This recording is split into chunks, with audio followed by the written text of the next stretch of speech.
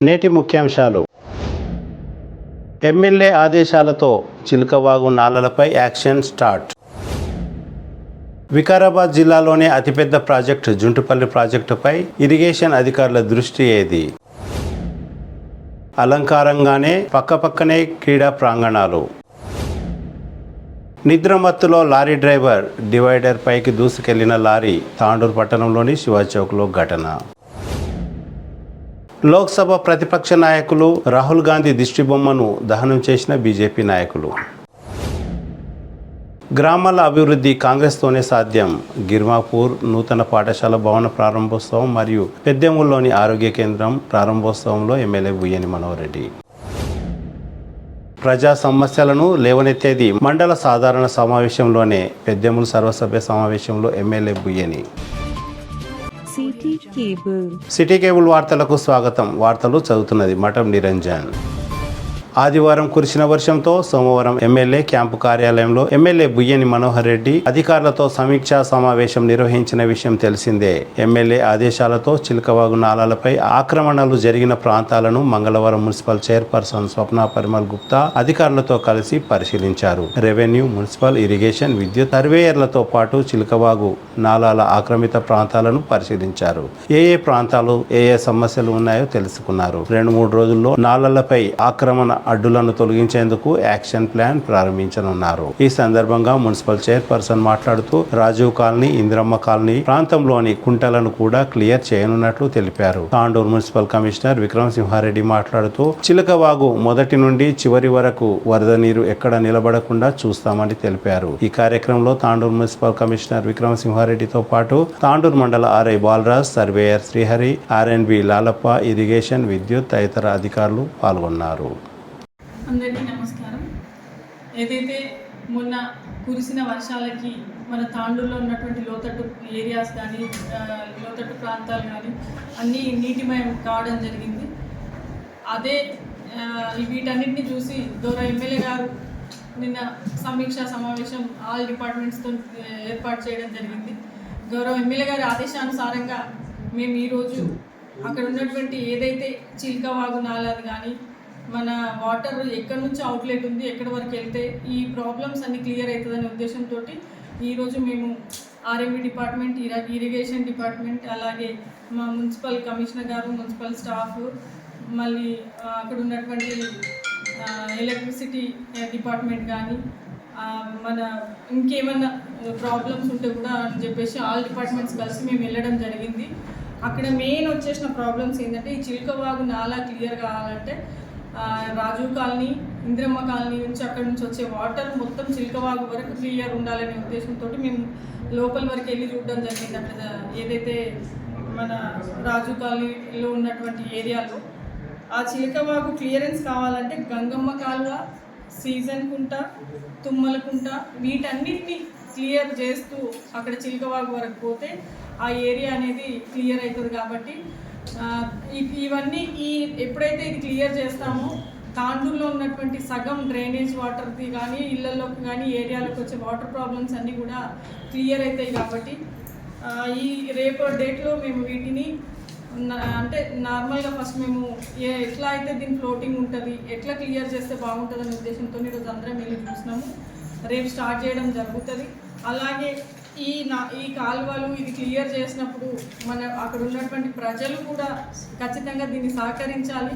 ఎందుకంటే ఎవరొక్కరు అబ్జెక్షన్ చేసినా వీటిని మనం క్లియర్ చేయలేకపోతాము. ఎందుకంటే హైదరాబాద్ రోడ్లో కూడా చూస్తున్నాము, అక్కడి నుంచి వెళ్ళాలన్నా ప్రతి వెహికల్ మన కారు కూడా మునిగేంత నీళ్ళు వస్తున్నాయి. వీటన్నిటికీ 4 కల్వర్ట్స్ కూడా ఉన్నాయి హైదరాబాద్ రోడ్లో. ఒకటేమో నేషనల్ గార్డెన్ దగ్గర ఒకటేమో మన బీజేపీ ఆఫీస్ దగ్గర ఒకటేమో హాజీబాయ్ గారి పెట్రోల్ బంక్ దగ్గర ఇవన్నిటిని నాలాలు క్లియర్ చేస్తే ఖచ్చితంగా అది కూడా ఈ వాటర్ అక్కడ ఏరియాలో హైదరాబాద్ రోడ్లో ఆగే నీళ్ళు కూడా క్లియర్ అయిపోతాయి. అలాగే ఈ చిలకవాగు సమస్య తీరుస్తే సాయిపూర్ ఏరియా కానీ కుంటలో కానీ అక్కడ ఉన్నటువంటి వాటర్ కూడా ఎక్కడ స్టాగ్నేట్ అవ్వకుండా పోతాయనే ఉద్దేశంతో ఇది ఈరోజు చూడడం జరిగింది. అలాగే ఈ స్ట్రీమ్ వాటర్ డ్రైన్ కోసము 16 crores ఆల్రెడీ డిపిఆర్ కూడా ప్రిపేర్ అయింది. గౌరవ ఎమ్మెల్యే గారి చేతుల మీదుగా అతి త్వరలో దాన్ని ప్రారంభించుకోవడం జరుగుతుంది. ఇది ఒక పర్మనెంట్ స్ట్రక్చర్. ఈ డ్రైన్ అయిపోతే పర్మనెంట్ స్ట్రక్చర్లో వాటర్ ప్రాబ్లం కూడా తాండూరులో ఉండదు. అలాగే ఇక్కడ 4 ఏరియాస్ నుంచి వచ్చేది ఏదైతే మల్రెడ్డిపల్లి కానీ, శివాజీ చౌక్ కానీ, అక్కడ ఉన్నటువంటి సీసీఐ కాలనీ కానీ, ఆ వాటర్కి కూడా సమస్య ఏంటంటే అక్కడ నుంచి వచ్చే వాటర్ మన గొల్ల చెరువులో కలవాలి. అక్కడ కూడా మన బాలాజీ నగర్ నుంచి వచ్చే కల్వర్ట్ అది కూడా క్లోజ్ చేసేసి అక్కడ కూడా నాలా మూయడం జరిగింది. దాన్ని అన్నీ క్లియర్ చేస్తే ఆ ఏరియాలో కూడా వాటర్ ప్రాబ్లం ఉండదు. అది కూడా రేపు అక్కడ జేసీపీలు ఇటాచీలు అది అక్కడ కూడా పెట్టి అది చిల్కవాగ వరకు కూడా అక్కడ కూడా క్లియర్ చేస్తాము. వీటన్నిటికీ ఎక్కడైనా ఇబ్బందిగా ఎవరైనా పబ్లిక్ కానీ ఎవరిదైనా ఏమైనా ఉంటే కనుక ఖచ్చితంగా దీనికి సహకరించాలి. అలాగే ఈరోజు వచ్చినటువంటి రెవెన్యూ డిపార్ట్మెంట్కి, ఇరిగేషన్ డిపార్ట్మెంట్కి, అలాగే ఎలక్ట్రిసిటీ డిపార్ట్మెంట్కి, మా మున్సిపల్ డిపార్ట్మెంట్కి అందరికీ పేరు పేరున ధన్యవాదాలు తెలియజేస్తూ ఖచ్చితంగా ఇది క్లియర్ అయ్యే వరకు మీరందరూ సహకరించాలని చెప్పేసి నేను కోరుకుంటున్నాను. వర్షాలకు నిన్న ఎమ్మెల్యే గారు ఆల్ డిపార్ట్మెంట్స్తో కోఆర్డినేషన్ మీటింగ్ ఏర్పాటు చేయడం జరిగింది. ఈ మీటింగ్లో భాగంగా ఎక్కడ కూడా వరదలు రాకుండా కావాల్సిన ఏర్పాట్లు చేయాల్సిందిగా తక్షణమే చర్యలు తీసుకోవాల్సిందిగా తెలియజేయడం జరిగింది. దాంట్లో భాగంగానే ఈరోజు ఆల్ డిపార్ట్మెంట్ కోఆర్డినేషన్తో గౌరవ చైర్పర్సన్ గారి ఆధ్వర్యంలో ఇవన్నీ ఇన్స్పెక్షన్ చేసి చిల్కవాగు స్టార్టింగ్ నుంచి ఎండింగ్ వరకు ఎట్టెట్టు పోతుంది అనేది చూసుకోవడం జరిగింది. దీంట్లో భాగంగా జేసీబీ పెట్టి మొత్తం క్లియర్ చేస్తున్నాము. 16 కోట్ల రూపాయలతో డబ్బులు కూడా శాంక్షన్ చేయడం జరిగింది. దానికి టెక్నికల్గా డిపిఆర్ తయారు చేయడం జరిగింది. ఈ తొందరగానే టెండర్స్ పెట్టేసి దాన్ని అతి తొందరలో ఎగ్జిక్యూషన్ అయ్యే ఏర్పాటు చేస్తాం. ఈలోగా కూడా వర్షాకాలం ఎటువంటి ఇబ్బంది రాకుండా ఇది కచ్చా డ్రైన్స్తో మొత్తం క్లియర్ చేసి ఎండింగ్ వరకు తీసుకెళ్తామని పట్టణ ప్రజలు దీనికి అందరికీ సహకరించి మాకు కోఆపరేట్ చేస్తారని చెప్పేసి ఆశిస్తున్నాం. సార్ ఈ ప్లేస్ నేమ్ ఫీజర్ నుంచి మొదలైన ఈ డ్రైన్ని చిల్కబాగు మొత్తం కంటిన్యూవేషన్ ఉంది కాబట్టి ఇది అంతా క్లియర్ చేసే వరకు అన్ని ఇటాచీలు జేసీబీతో కార్యక్రమాన్ని కొనసాగిస్తాం. ఓన్లీ 5 చేసి తర్వాత అక్కడైతే అయిపోయాయి ఆల్రెడీ ఏ మైనార్టీ అయితే అప్పుడు మొదలైంది. అది ఎందుకు క్లోజ్ చేసి బిల్డింగ్ అన్ని వచ్చేసినాం. ఎవరికి ఇచ్చారు? వాళ్ళకి ఇచ్చినాం. డిఎండబ్ల్యూకి ఇచ్చాం మేడం. మొన్న 6 months ఎలక్షన్ కోసం వాడుతున్నాం. ఎలక్షన్ కి వాడుతున్నారు కానీ ఇప్పుడు యూజర్ లేదు, లాక్ ఉంది. అదే మేడం, వాళ్ళకైతే మనం ఇచ్చేసాం. ఇప్పుడు అది ఒక హాస్టలా కాలేజ్ అది? హాస్టల్. మరి హాస్టల్ ఓపెన్ చేయాలి కదా. Minority hostel. అదే డిఎండబ్ల్యూ మేడం కాడ మాట్లాడాలి. Minority boys hostel. ఇప్పుడు హనుమంతరావు సార్ అడిగారు ఇచ్చాడు సార్ మాట్లాడితే నేను అసలు యూజ్ ఉంది అనుకున్నాను. ఇప్పుడు పోతే లాక్ ఉంది కదా. మనం ఇచ్చేసాం మేడం. మనం అప్పుడే ఇచ్చేసాం. ఎవరు మేడం? డిఎండబ్ల్యూ మన Hanumantharao sir. Hanumantharao sir special ఆయన సార్ ఇచ్చారు మేడం. ఓకే ఓకే, ఆయన ఇన్ఛార్జ్ ఇచ్చారు.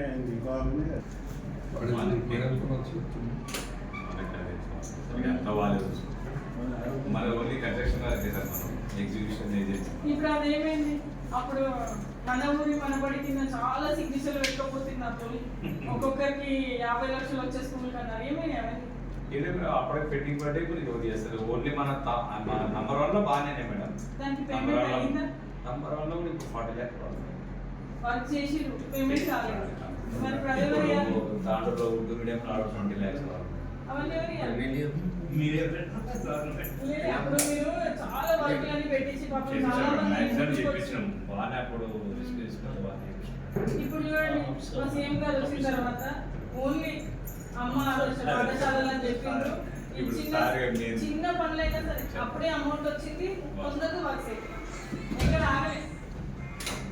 అప్పుడే అయిపోయినాయి. స్కూల్ స్టార్ట్ కాకముందే మేము అన్ని వాటర్ ట్యాంక్స్ పెట్టించినాము, అన్ని పెట్టించినాము, వాష్రూమ్స్ చేయించినాము. కొన్ని దగ్గర లోపల ఇంకుడుతుంటాయి ప్రాబ్లమ్స్, డ్రైనేజ్ ఉంటుంది, అది చేయించినాము. ఎలక్ట్రిసిటీ పనులు అయిపోయింది. అట్లా చేసి ఎగ్జిక్యూషన్ కూడా అయిపోతే ప్రాబ్లం అనిపించదు. వాళ్ళు ఎంత ఫండ్ చూపించి పనులు మళ్ళీ లక్షలు ఇవ్వని ఎవరు చెప్పారు? ఒక్కొక్క స్కూల్ కి 2-3 లక్షలు అయినా సార్ అంతే కదా. ఇప్పుడు దాన్ని చూసి చాలా మంది టెండర్లు వేస్తారు. 50 లక్షల వరకు, 40 లక్షల వరకు స్టార్ట్ చేసుకుని 1 రూపాయి రాదు. ఇప్పుడు వికారాబాద్ జిల్లాలోనే అతిపెద్ద ప్రాజెక్టు జుంటుపల్లి ప్రాజెక్టు. ముఖ్యంగా తాండూరు నియోజకవర్గం యాలాల మండలం జుంటుపల్లి ప్రాజెక్టు సుమారు 2500 విస్తీర్ణం ఉన్న ఈ ప్రాజెక్టు వల్ల 4500 ఎకరాలకు సాగునీటిని అందించవచ్చు. కానీ ఇరిగేషన్ శాఖ అధికారుల నిర్లక్ష్యం కారణంగా ప్రాజెక్టుకు సంబంధించిన భారీ యంత్రాలు నిరుపయోగంగా ఉన్నాయి. కొన్ని యంత్రాలు అక్కడి నుండి చోరీకి గురయ్యాయి. అంతేకాకుండా ఇరిగేషన్ శాఖ ఆధీనంలో ఉన్న స్థలంలో పగిడిపల్లి గ్రామస్తులు కొంత స్థలాన్ని కూడా ఆక్రమించారు. ఇరిగేషన్ శాఖ అధికారుల దృష్టి లేకపోవడంతోనే అక్కడ ఉన్న యంత్రాలు ఎత్తుకపోయినా ఎవరు అడిగే దిక్కు లేదు. ఇరిగేషన్ శాఖ ఆధీనంలో ఉన్న స్థలాన్ని కబ్జా చేసినా అధికారులు పట్టించుకోవడం లేదని పలువురు ఆరోపిస్తున్నారు. ఇటీవల 2 సార్లు ఎంపీ కొండా విశ్వేశ్వరరెడ్డి జుంటుపల్లి ప్రాజెక్టును సందర్శించారు. ఆయన దృష్టి సాధించడం వల్లే జుంటుపల్లి ప్రాజెక్టు విషయం వార్తల్లోకి ఎక్కింది. కానీ అభివృద్ధిలో మాత్రం నత్తనడకనే కొనసాగుతున్నదని చెప్పవచ్చు. జుంటుపల్లి ప్రాజెక్టు 2500 ఎకరాల విస్తీర్ణంలో ఉండగా అందులో సుమారు 500 ఎకరాలకు పైగా కబ్జాకు గురైనట్లు కేవలం ఇరిగేషన్ శాఖ అధికారుల నిర్లక్ష్యం వల్లనే కబ్జాలు జరిగాయి అని వినికిడి. ఇకనైనా ఇరిగేషన్ అధికారులు జుంటుపల్లి ప్రాజెక్టుపై దృష్టి సాధిస్తారని ఆశిద్దాం.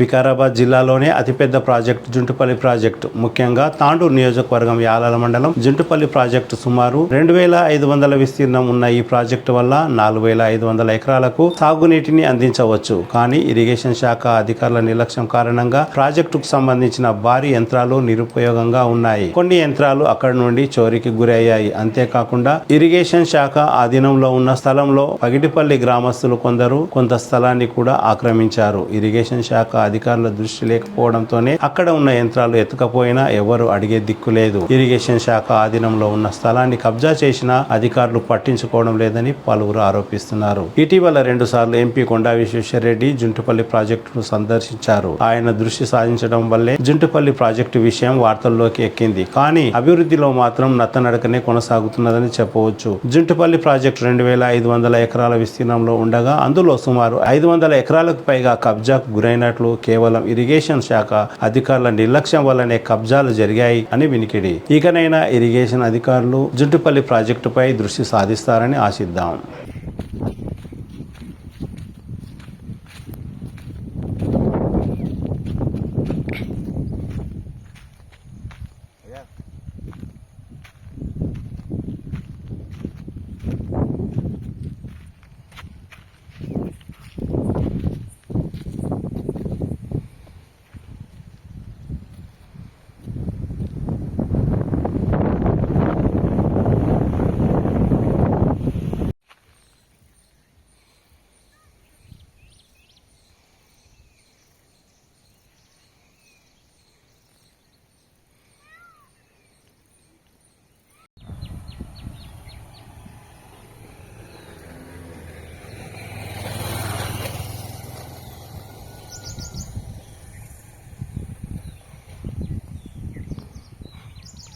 యాలాల మండలం పగిడిపల్లి జుంటుపల్లి 2 గ్రామాల మధ్య క్రీడా ప్రాంగణాలు సుమారు 20 అడుగుల దూరంలోనే ఉన్నాయి. క్రీడా ప్రాంగణాల వైపు యువకులను ఆకర్షించేలా లేవు. కేవలం నాటి తెలంగాణ ప్రభుత్వం మొక్కుబడిగా నిర్మించినవే ఈ 2 క్రీడా ప్రాంగణాలు. జుంటుపల్లి ప్రాజెక్టు వైపు వెళ్తుండగా మొదట పగిడిపల్లి క్రీడా ప్రాంగణం, దాని పక్కనే జుంటుపల్లి క్రీడా ప్రాంగణం పక్కపక్కనే ఉన్నాయి. కేవలం అలంకారప్రాయంగా మాత్రమే ఉన్నాయి. నాసి రకంగా ఈ క్రీడా ప్రాంగణాలు నిర్మితమై ఉన్నాయి. అటువైపు యువకులు, క్రీడాకారులు ఆడడానికి కానీ చూడడానికి కానీ వెళ్లడం లేదు. 2 క్రీడా ప్రాంగణాలను పక్కపక్కనే నిర్మించి ప్రజాధనం వృధా చేసిన మన అధికారులు మరియు ప్రజాప్రతినిధులది అని గ్రామస్తులు ఆరోపిస్తున్నారు.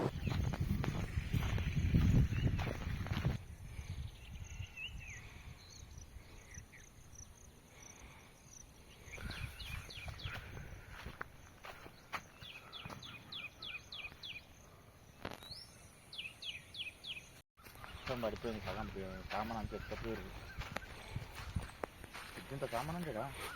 గౌతాపూర్ నుండి తాండూరు వస్తున్న ఓ లారీ మంగళవారం ఉదయం 5:30కు శివాజీ చౌక్ లో డివైడర్ పైకి దూసుకెళ్లింది. అందుకు ముఖ్యంగా లారీ డ్రైవింగ్ చేస్తున్న డ్రైవర్ నిద్రలోకి జారుకున్నందుకే అని స్థానికులు తెలిపారు. మంగళవారం ఉదయం సుమారు 5:30 ఈ సంఘటన చోటు చేసుకుంది. పాదచారులు, వాహనదారులు ఎవరూ లేకపోవడంతో ఎలాంటి ప్రమాదం జరగలేదు. సిమెంట్ లోడుతో వెళ్తున్న ఈ లారీ స్వల్పంగా ధ్వంసమైంది.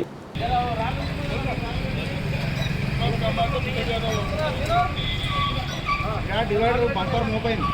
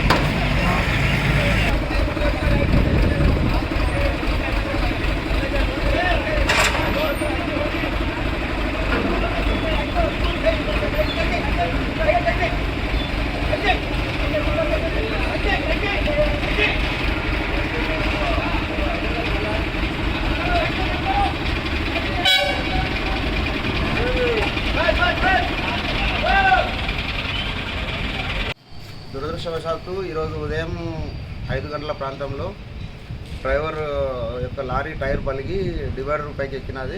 ఈ రోడ్డు శివాచీలో ట్రాఫిక్ జామ్ అయినది. మార్నింగ్ నుంచి 2 అవర్స్ వెయిట్ చేసి రోడ్డు క్లియర్ చేయడం జరిగింది. స్కూల్ పిల్లలకు ఇబ్బంది కాకుండా ట్రాఫిక్ క్లియర్ చేసి లారీని సైడ్ తీసుకొని పెట్టేసినాము. పోలీసు వారు కూడా మాకు సహకరించినారు. వారికి కూడా ధన్యవాదాలు తెలియజేస్తున్నాం. లారీ ఎవరిది? లారీ హైదరాబాద్ జ్యోతిర్మయ ట్రాన్స్పోర్ట్ ట్రక్ చిట్నాడు సిమెంట్ నుంచి లోడ్ అయి వస్తున్నది. Okay, lorry తాండూరుదా? తాండూరు కాదు, హైదరాబాద్ లారీ. డ్రైవర్కి ఏమైనా ప్రమాదం? డ్రైవర్కి ఏం కాలేదు. ఈరోజు ఉదయం 5 గంటలకు ప్రమాదవశాత్తు నిద్రమత్తలో డ్రైవరు డివైడర్ ఎక్కడం జరిగింది. ఆ యొక్క లారీ హైదరాబాద్ అని తెలిసి మాకు హుటాహుటిన పోలీస్ వాళ్ళు సమాచారం ఇవ్వగానే పోలీస్ వాళ్ళు మేము మా ట్రాన్స్పోర్ట్ అసోసియేషన్ ప్రెసిడెంట్ గారు కేవీఆర్ గారు ఇంటిమేషన్తో మేమందరం వచ్చి ఇక్కడ రోడ్ జామ్ అయింది మొత్తం. ఉదయం స్కూల్ పిల్లలకు ఇబ్బంది అవుతుందని చెప్పి పోలీస్ వారు చెప్పడంతో 3 క్రేన్ల సాయంతో పిలిపించి బండిని పక్కకు తీయడం జరిగింది. ఎవరికి ఎటువంటి ప్రమాదం లేదు. లారీ డ్యామేజ్ అయింది. దీని పోలీసు వాళ్ళు కూడా చాలా సంతృప్తితో పనిచేసి సహకరించి బండి తీయడం జరిగింది. ఇక్కడ ఇంకోటి బండి రావడంలో టైరు బ్రస్ట్ అవడంతో డివైడర్ ఎక్కి అవతలకి దాటింది బండి. ఆ దురదృష్టవశాత్తు బండి డ్యామేజ్ బాగానే అయింది. నడవలేని పరిస్థితులు ఉంటే క్రేన్ల సాయంతో పోలీసు వారి సహకారంతో బండి ఒక 2 అవర్స్ లోపల మొత్తం రోడ్ క్లియర్ చేయడం జరిగింది. పార్లమెంట్లో రాష్ట్రపతి ప్రసంగంపై చర్చ జరుగుతున్న సమయంలో కాంగ్రెస్ పార్టీ ప్రతిపక్ష నాయకులు రాహుల్ గాంధీ మాట్లాడుతూ హిందుత్వం హింసను ప్రోత్సహిస్తుందని అన్నందుకు బీజేపీ అధిష్టానం పిలుపు మేరకు బీజేపీ నాయకులు నిరసనలు చేపట్టారు. మంగళవారం తాండూరు పట్టణంలోని అంబేద్కర్ చౌక్ లో తాండూరు బీజేపీ నాయకులు రాహుల్ గాంధీ దిష్టి బొమ్మను దహనం చేశారు. ఈ కార్యక్రమంలో బీజేపీ రాష్ట్ర కార్యవర్గ సభ్యులు ఉప్పరి రమేష్ కుమార్, జిల్లా ప్రధాన కార్యదర్శి కృష్ణ ముదిరాజ్, జిల్లా ఉపాధ్యక్షులు అంతారం లలిత, అసెంబ్లీ కన్వీనర్ రజనీకాంత్, జిల్లా ఓబీసీ మోర్చా అధ్యక్షులు బొప్పి శ్రీహరి, తాండూరు పట్టణ అధ్యక్షులు నాగారం మల్లేశం, కౌన్సిలర్ బాలప్ప, ఉపాధ్యక్షులు దోమకృష్ణ, మంతటి రాజు, కోట్ల నరేందర్ రెడ్డి, చిద్రి ప్రకాష్, తాండూరు పట్టణ ప్రధాన కార్యదర్శి కిరణ్, కార్యదర్శి చందు, బీజేవైఎం నాయకులు తాండ్ర నరేష్, తాండూరు పట్టణ కిసాన్ మోర్చా నాయకులు శివకుమార్, సీనియర్ నాయకులు పూజారి పాండు, బొప్పి సురేష్, పూర్వ జగదీష్, బీజేవైఎం కన్వీనర్ భాను తేజ, కార్యకర్తలు ప్రభాకర్ గౌడ్, శివశరణప్ప, సంజయ్, భీమేష్ చారి, బబ్లు, రమేష్, వడ్డెసాయిలు తదితరులు ఈ కార్యక్రమంలో పాల్గొన్నారు.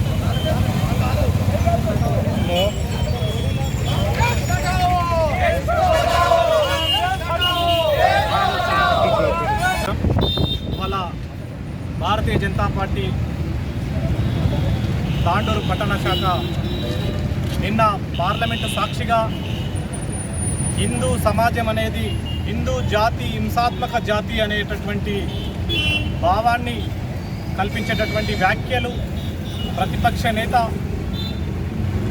కాంగ్రెస్ పార్టీ నాయకుడు రాహుల్ గాంధీ మాట్లాడినటువంటి తీరుని మేము తీవ్రంగా విమర్శిస్తూ ఉన్నాం. ఏదైతే జాతి పట్ల ప్రేమ లేకుండా ఈ దేశంలోని నీళ్లు తాగి ఈ దేశం యొక్క వసతులు ఈ దేశం యొక్క అన్ని సౌకర్యాలు అనుభవిస్తూ ఈ దేశం పట్ల ఏమాత్రం మమకారం లేకుండా ఈ దేశంలోని అన్ని వర్గాలని ప్రాంతాల వారిగా విభజించి కులాలుగా మతాలుగా వేరు చేసి ఓటు బ్యాంకు రాజకీయాలతో ఈ దేశాన్ని విచ్ఛిన్నం చేయాలనేటటువంటి సంకల్పంతో కాంగ్రెస్ ఎజెండా సాగుతూ ఉంది. ప్రపంచంలోనే హింసాత్మక జాతి ఏది అనే విషయం అందరికీ తెలిసినప్పటికీ కూడా దాన్ని మభ్యపెట్టి విశ్వైక కుటుంబంగా భావించేటటువంటి ప్రపంచాన్ని కుటుంబంగా భావించేటటువంటి ఒక విశాల దృక్పథంతో సాగుతున్నటువంటి హిందూ జీవన విధానం ఏదైతుందో ఈ సనాతన ధర్మం ఏదైతుందో దాన్ని విచ్ఛిన్నం చేయాలనేటటువంటి ఒక ప్రణాళికాబద్ధంగా సాగుతున్నటువంటి పార్లమెంటు సాక్షిగా మాట్లాడినటువంటి మాటలు ఈరోజు స్పష్టంగా కనబడతా ఉన్నాయి, వినబడతా ఉన్నాయి. చరిత్రలో ఒకసారి వెనక్కి తిరిగి చూసుకుంటే సత్యం అనేది మోసెస్ మాటలకే పరిమితం కాదన్నటువంటి జీసస్ని సిలువకు వేలాడి చంపినటువంటి జాతి ఏదనే విషయాన్ని సందర్భంగా మేము ప్రశ్నిస్తూ ఉన్నాం.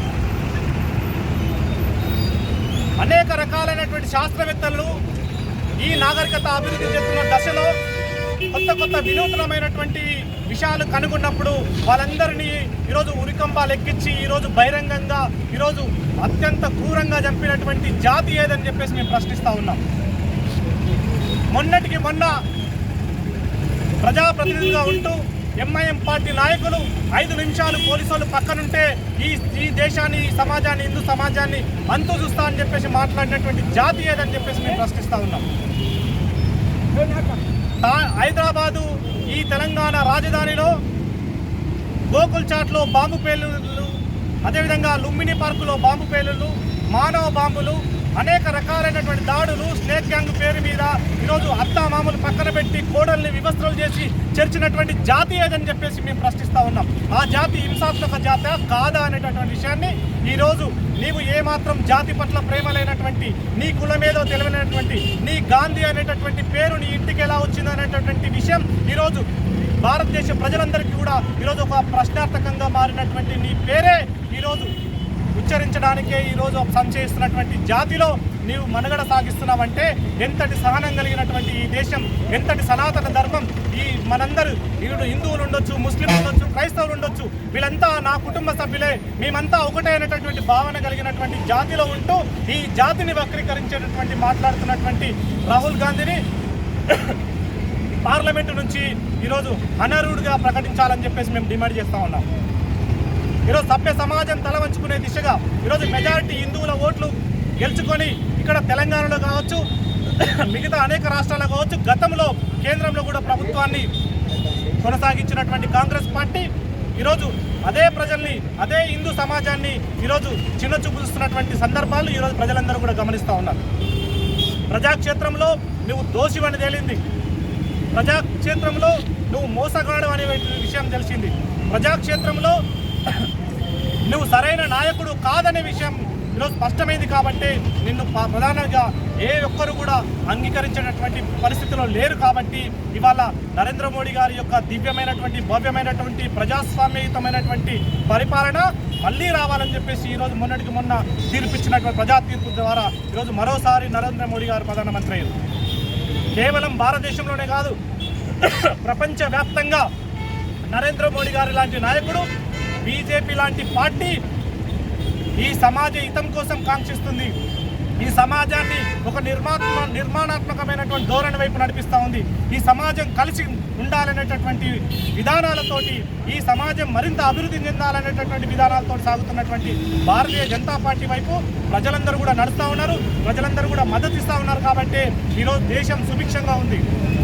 మొన్నటికి మొన్న అనేక ప్రకృతి వైపరీత్యాలతోటి ఈరోజు కరోనాతోటి అతలాకుతమైనటువంటి ప్రపంచానికి 2 స్పష్టమైనటువంటి సమర్థవంతమైనటువంటి వ్యాక్సిన్లు తయారు చేసి ఈరోజు ప్రపంచాన్నే కాపాడినటువంటి ఘనత భారతీయ జనతా పార్టీది, భారతదేశాన్ని అని చెప్పేసి ఈ సందర్భంగా తెలియజేస్తూ ఉన్నాం.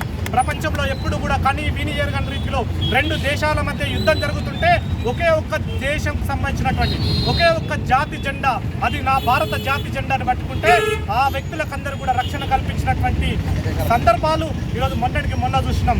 ఒక 2 రోజుల విరామం కేవలం భారతీయుడు అని చెప్పుకుంటే భారతదేశం యొక్క జెండా పట్టుకుంటే 2 రోజుల పాటు ప్రపంచ యుద్ధాలు నిలిపేసినటువంటి చరిత్ర నా జాతిదని చెప్పేసి ఈ సందర్భంగా తెలియజేస్తా ఉన్నాను. కాబట్టి ఖబర్దార్ రాహుల్ గాంధీ, నా ఇంతటి గొప్ప జాతిని వక్రీకరించి ఈరోజు అనేక రకాలైనటువంటి ప్రగల్భాలకి ఈరోజు అపహాస్యం చేసినటువంటి నువ్వు ఖచ్చితంగా ఈ జాతికి క్షమాపణ చెప్పాలని చెప్పేసి మేము భారతీయ జనతా పార్టీ తరఫున డిమాండ్ చేస్తూ ఉన్నాం.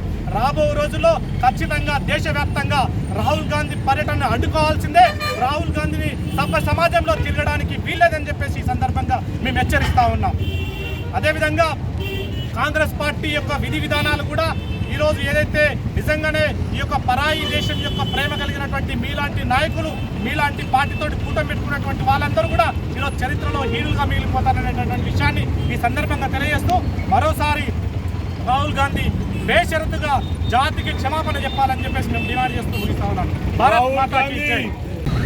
పార్లమెంట్లో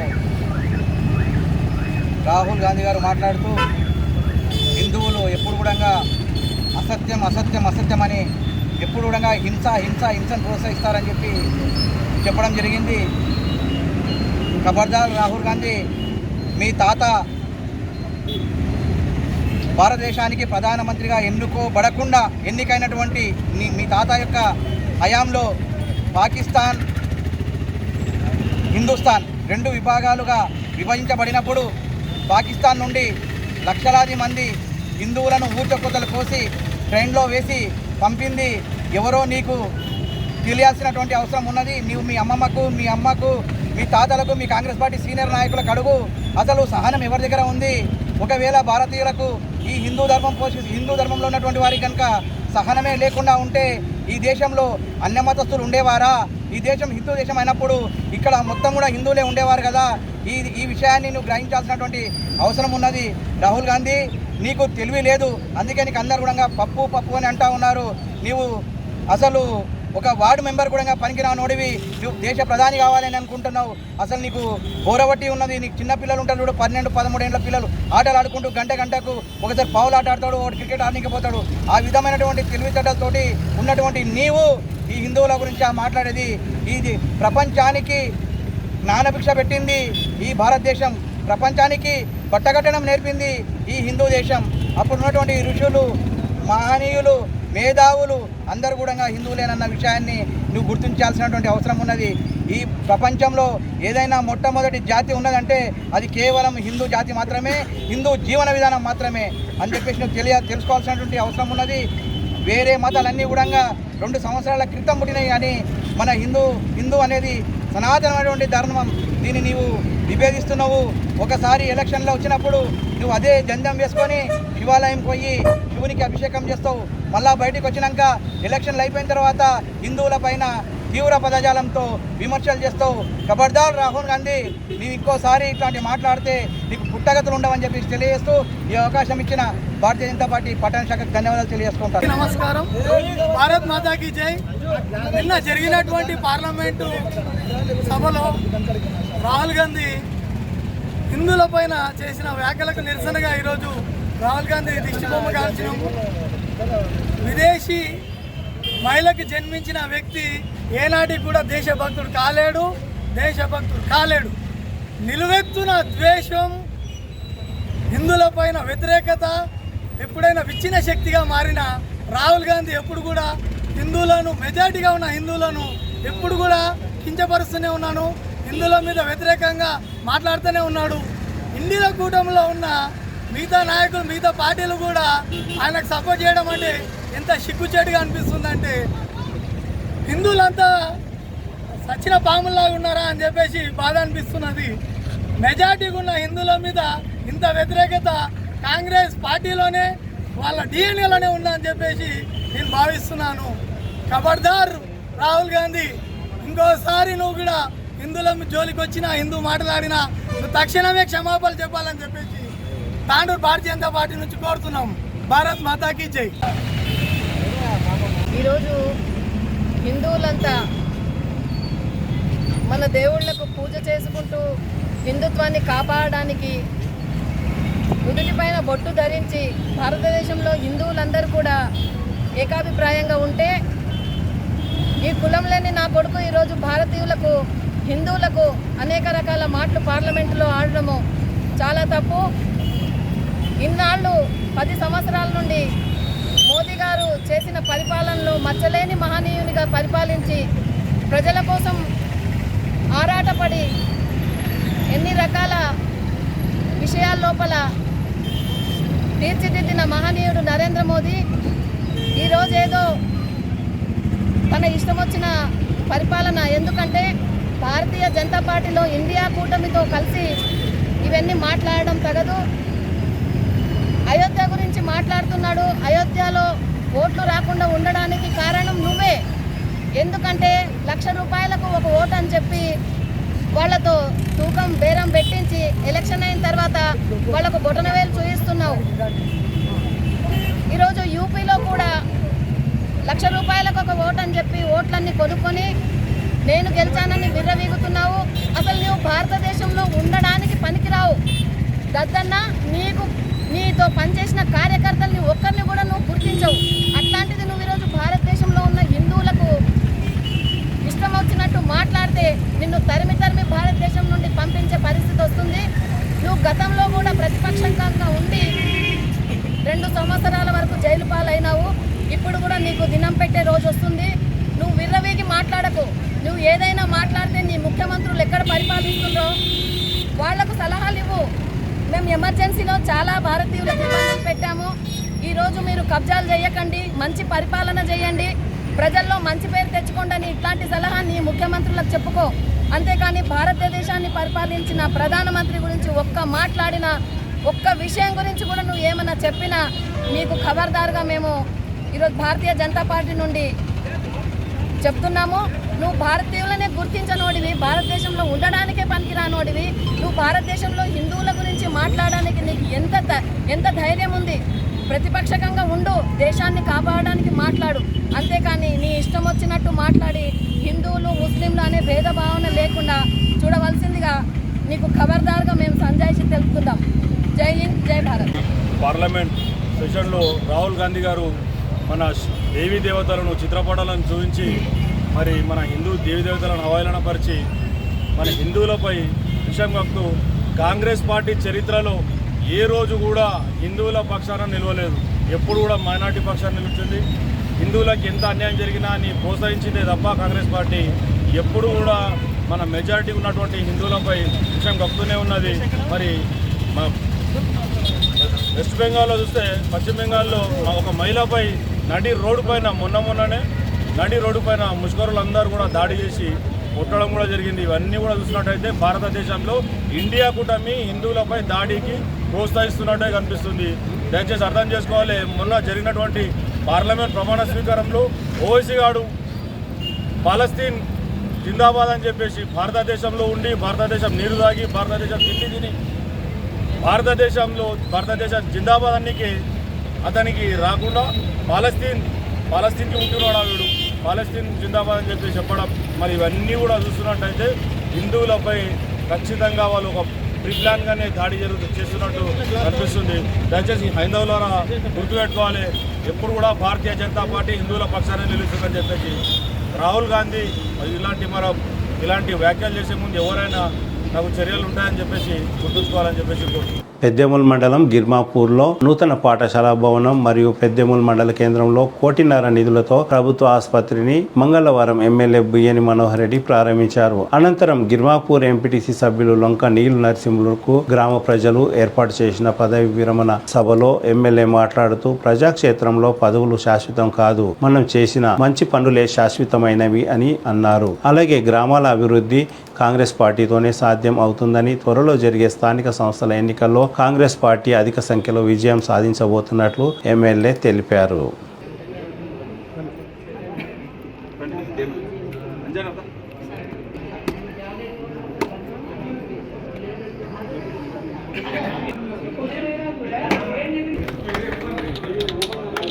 కొంచెం వెనక్కి జరగారు అందరూ వస్తున్నారు అందరూ వస్తారు అన్న వస్తారు ఓకే రెడీ సార్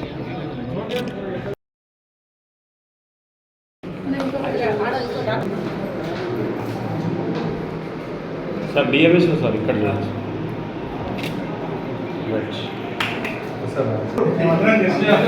ఒకసారి అవకాశం మేడం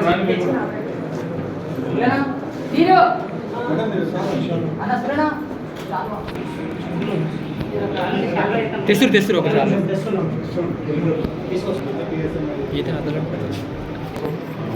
అది కింద కొంచెం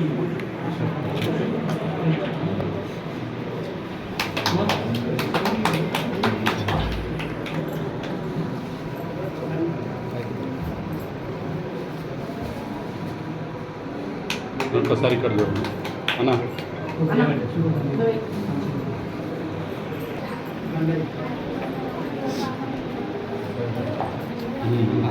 ఓకే రెడీ సార్ జిల్లా ఆఫీసర్ చెప్పాలి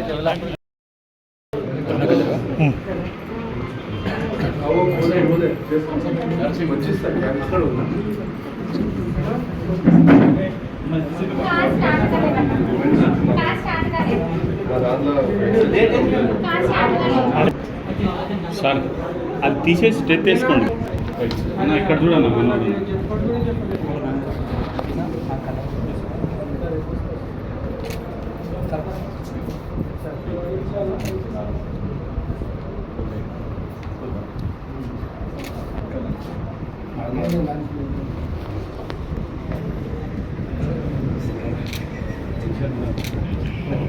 టెన్షన్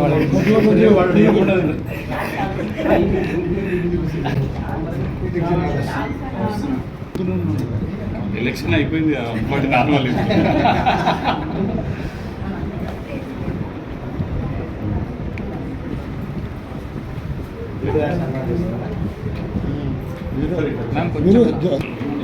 కొంచెం ఎక్కిరావా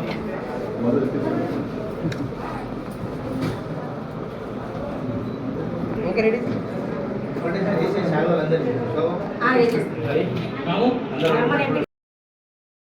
ఉన్నత పాఠశాల ప్రారంభోత్సవ కార్యక్రమానికి స్థానిక డిప్యూటీ సీఎం గారికి, గౌరవ స్థానిక ఎంపీపీ అనురాధ గారికి, సోదరి స్థానిక ఎంపీటీసీ నీళ్లు నరసింహ గారికి, వైస్ ఎంపీపీ మధులత గారికి, AMC vice chairman Narayana Reddy గారికి, ఎంపీటీసీలకు వేదిక మీద ఉన్నటువంటి గౌరవ పెద్దలకు అందరూ కూడా పేరు పేరు నమస్కారాలు తెలుపుకుంటూ, గిరిమాపూర్ సోదరి సోదరులకు అందరూ కూడా ఇంత ఘనంగా స్వాగతం పలికినందుకు మీకు అందరూ కూడా నమస్కారాలు తెలుపుకుంటూ, ఎప్పుడు కూడా నేను గత 10 సంవత్సరాల నుంచి చాలా ప్రామిసులు చేసిన నరసింహులు ఎప్పుడు కలిసిన కానీ గ్రామాల అభివృద్ధి గురించి నేను ఎంపీటీసీ ఉన్న నా కాన్వెంట్ విలేజెస్ చాలా ఉన్నాయి, నాకు ఈ డెవలప్మెంట్ కావాలి ఆ డెవలప్మెంట్ కావాలని ఎప్పుడు కూడా తన స్వార్థానికి ఏ రోజు కూడా ఒక చిన్న పని అడిగేది లేదు.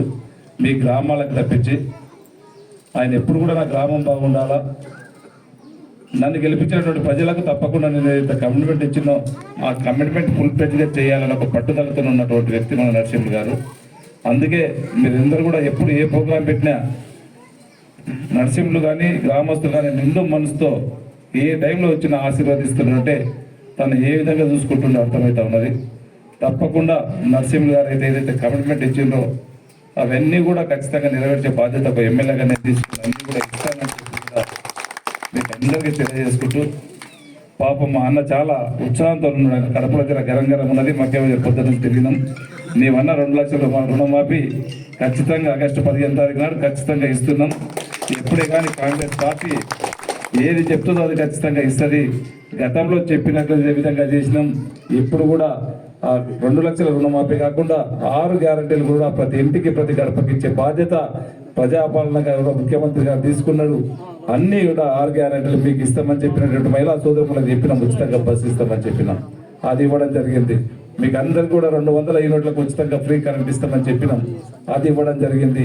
మీకు అందరికీ కూడా 500 యూనిట్లు సిలిండర్ ఇస్తామని చెప్పినాం, అది కూడా ఇవ్వడం జరిగింది. గౌరవ ముఖ్యమంత్రి గారు మన నియోజకవర్గానికి ఇప్పటికే 3500 ఇళ్ళు ఇచ్చున్నాడు.